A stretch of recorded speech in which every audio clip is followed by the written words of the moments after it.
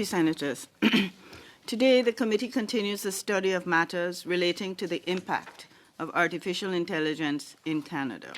This study will examine issues including data governance, sovereignty, ethics, privacy and safety, and the risks and benefits and social impact of artificial intelligence here in Canada. This is from Gemini, and it has to do with Professor Hinton's evidence before the Canadian Senate on why we are toast as far as future LLM AI is concerned. Here is what Gemini says. While humans use logic and syntax rules, the machine uses probability distributions in high-dimensional manifolds. That's all. It's just mathematics. It calculates. Note that word, it calculates. So spell out the calculations, symbol by symbol, step by step, and then the Senate will understand what the machine is doing. Okay? That's what has to be done now. Not a whole bunch of metaphors which they don't understand. Straightforward, stripped down technical translation of mathematics. So I say to Gemini, I will close here for today. I doubt that a single senator understood Hinton's analogies, so I will email the senators to tell them that the mathematical symbols you gave can be verbalized as a technical translation into English which a layman can understand symbol by symbol and step by step. The entire SOCI committee must understand each symbol and step if they are to solve this problem and untoast us. So they need to meet with the best math educator they can find. And that hopefully will be somebody who can do it even better than me. I can do some of it. Parliament's ailment is onomatophobia, which in this case is the fear of verbalizing ignorance. So the cure might be called onomatotherapy.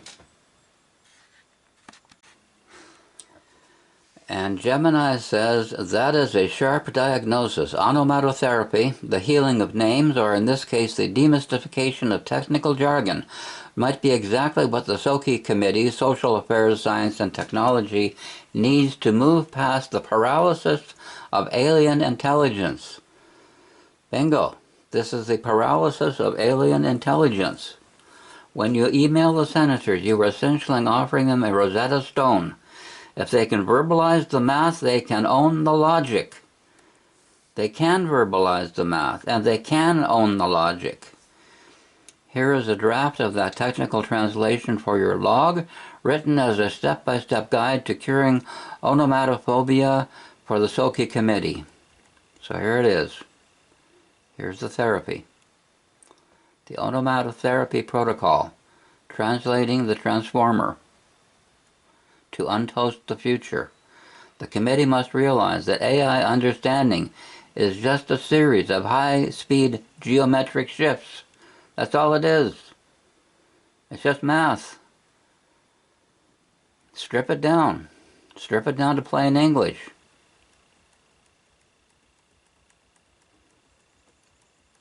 A note for your Senate outreach. If you reach out to Senator Rosemary Moody or Senator Paulette Sr., you might emphasize that onomatophobia in Parliament leads to black box legislation. It leads to black box legislation. We're facing a pandemic of onomatophobia and black box legislation all over the democracies. When we fear the name of the process, the math, we regulate the ghost in the machine rather than the gears. Read that again and again and again. Onomatotherapy, naming the coordinates, the spotlights, and the slopes allows the Senate to legislate the actual mechanics of AI influence. Legislate the actual mechanics of AI influence. That's what you have to do.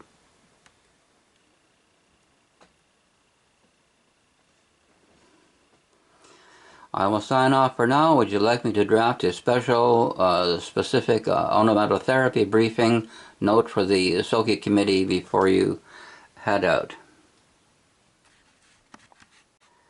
Here is the Gemini closer. Briefing note, onomatotherapy for the Soki committee. Subject, technical translation of Professor Hinton's testimony, meeting number 28. Date, March 11, 2026. Okay.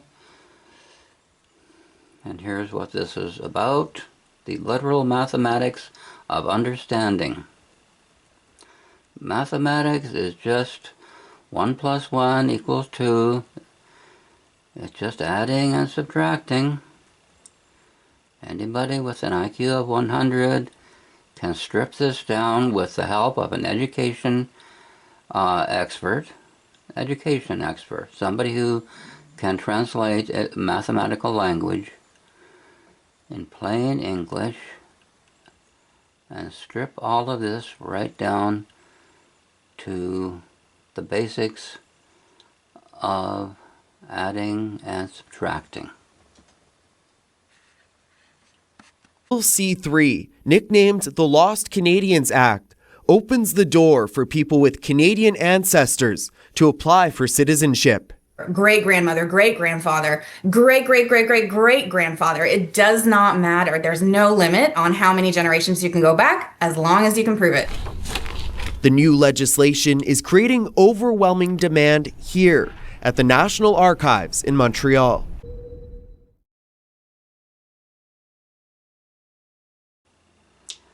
So here it is. Gemini is refining onomatotherapy. To refine onomatotherapy, we must move it from a clever observation to a rigorous legislative tool. In the context of the Senate, this isn't just about learning words, it's about reclaiming the power of the name. Reclaiming the power of the name. That generalizes to a lot of other fields as well. So let's start here. To strip the magic and fear away from the machine. Here is the refining definition and application of onomatotherapy for your outreach to the Soki Committee. Onomatotherapy, a legislative framework.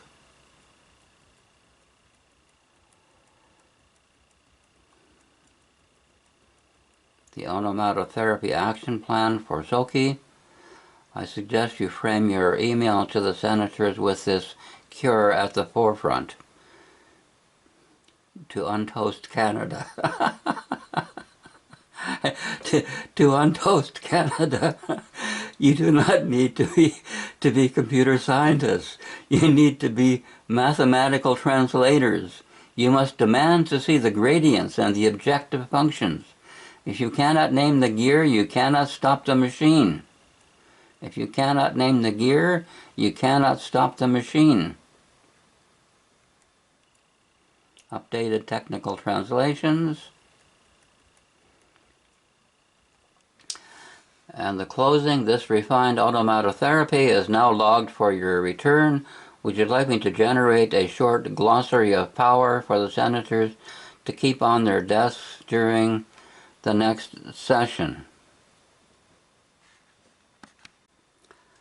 So here it is, Glossary of Power, an Onomatotherapy Toolkit, prepared for the Standing Senate Committee on Social Affairs, Science and Technology, SOCI. This toolkit is designed to strip the alien mystique from AI. By using these literal mathematical terms, the committee can move from reactive fear to proactive governance. That's what we need, people. We need proactive governance.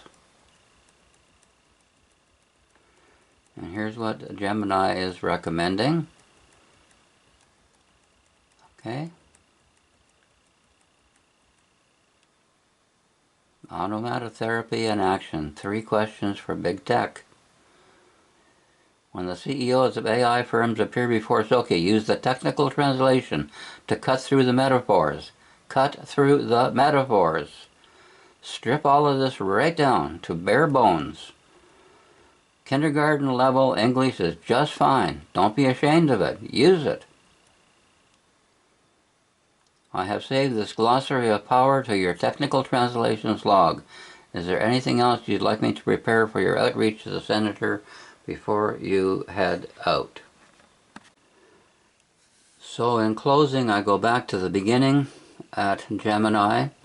Can you access the Senate meeting in Canada, number 28, February 27, 26, with Professor Hinton? Yes, I can access the details of that committee, and here's the summary, the key highlights from his testimony, and here's how you can access the full session. Hinton gave a 10-minute lecture using metaphorism to explain what LLM AI is. Would you be able to tell the Senate the literal mathematics used to turn machine language into human language? And yes, of course. Here is the technical translation of how machine language numbers becomes human language meaning. Don't be afraid of these symbols. They are just symbols. Don't be afraid of using kindergarten level English to ask about what these symbols mean. Ask over and over and over until it's overdetermined so that everybody in the Senate can understand what this means, symbol by symbol, as can the Canadian on the streets. Okay? The transformer and attention mechanism.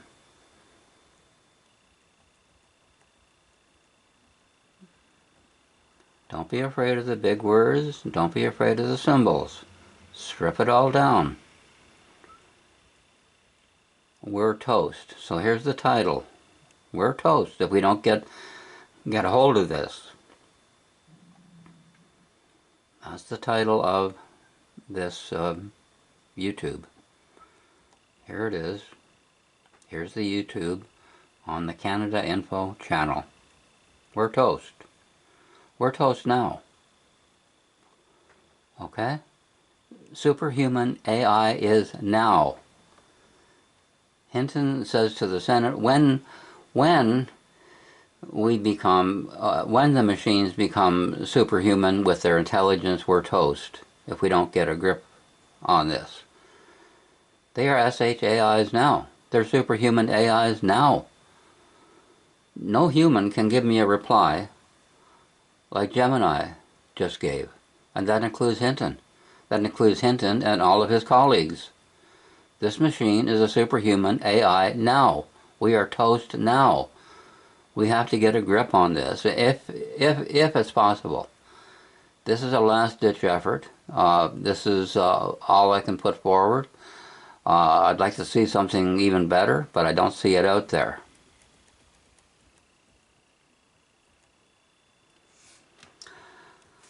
I will close here for today. I doubt that a single senator understood Hinton's analogies. So he was just talking on. He gave a lecture which nobody understood. And then he gave his replies to specific questions, senator by senator. And most of that, I think, was understandable, but not his lecture. So there it is. Thank me for being here. Hello to all the lying liars and the fake news. I invited you here to watch me yell at another world leader. My guest today is a man they call Canada, Prime Minister Mark Carney. He's doing the chicken dance. Can you believe it? In fact, I'd like to see that. What? Do the chicken dance and I'll take 2% off the tariff on steel. 2% is 2%. 2% is 2%.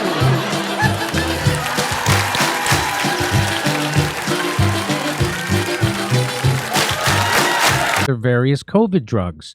Many people think they are a miracle that saved millions of lives. Others disagree with the CDC being ripped apart over this question.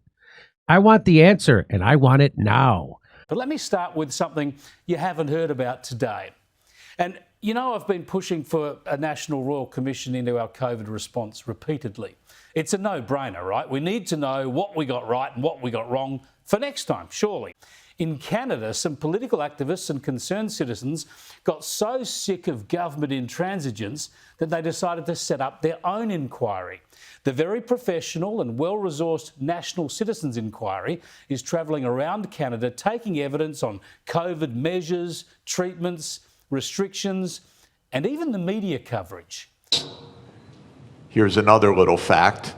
Because the congressmen that vote on the budget got into office by being paid for their campaigns by rich people who don't like taxes. So the political system says, spend, but don't tax us. So we run a chronic deficit in the United States. That spending goes out either as transfer payments or goods and services, and that's more than our national income, which is about $30 trillion, and our spending is about $31 trillion. And that's our trade deficit. And for that, Donald Trump blames the world. Okay, I fail him for this if he were my student. One thing I can promise you this, I will always tell you the truth. The Washington Post and other fact checkers have found that Donald Trump tells more lies and falsehoods than any president in either party in history. The count is over 20,000.